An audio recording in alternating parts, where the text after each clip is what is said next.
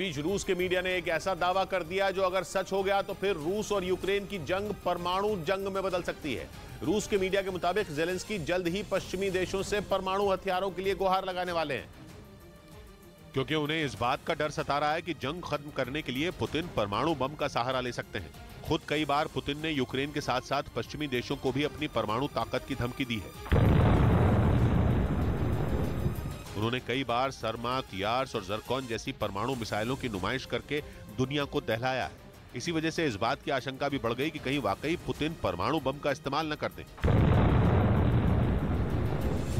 रूस के मीडिया के मुताबिक पुतिन को धमकाने के लिए ही ज़ेलेंस्की भी यूक्रेन को परमाणु हथियार से लैस करना चाहते हैं, ताकि वो पुतिन को यह बता सकें कि वो परमाणु हमले के बारे में सपने में भी न सोचें, क्योंकि अगर उन्होंने ऐसा किया तो यूक्रेन भी पलटवार में देर नहीं करेगा।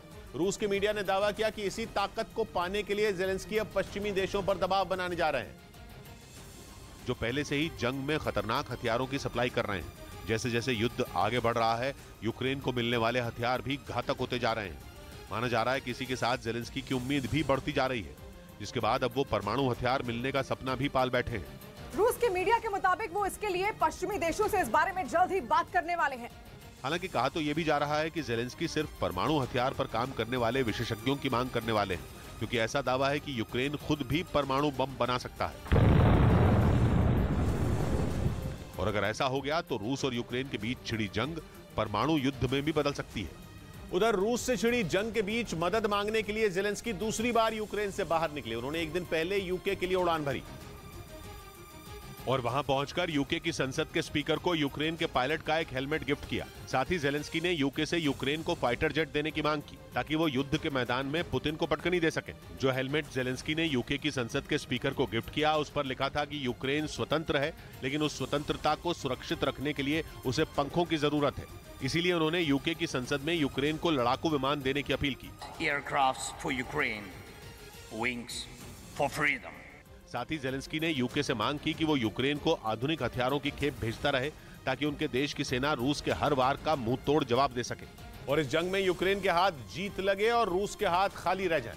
यूक्रेन युद्ध की शुरुआत से ही यूके ज़ेलेंस्की की मदद करने में जुटा है और एक के बाद एक आधुनिक हथियार देकर यूक्रेन के कंधे मजबूत करता आया है। ऐसे में ज़ेलेंस्की ने यूके के प्रधानमंत्री ऋषि सुनक से मुलाकात की और उनके साथ दक्षिण पश्चिमी इंग्लैंड में मौजूद एक मिलिट्री बेस में पहुंचे। वहां उनकी मुलाकात यूक्रेन के सैनिकों से भी हुई, जो वहां चैलेंजर 2 टैंकों को ऑपरेट करने की ट्रेनिंग ले रहे हैं। ये वही टैंक हैं जो यूक्रेन को यूके से मिलने वाले हैं। यूके का दावा है कि वो अब तक यूक्रेन के 10,000 से ज्यादा सैनिकों को इन टैंकों को चलाने की ट्रेनिंग दे चुका है और इस साल के अंत तक यूक्रेन के 20,000 सैनिकों को और ट्रेनिंग दे दी जाएगी। अपने इस दौरे के दौरान यूक्रेन के राष्ट्रपति ने बकिंघम पैलेस में किंग चार्ल्स III से भी मुलाकात की और न्यूज़ 18 इंडिया की web series FIR number 208 streaming now.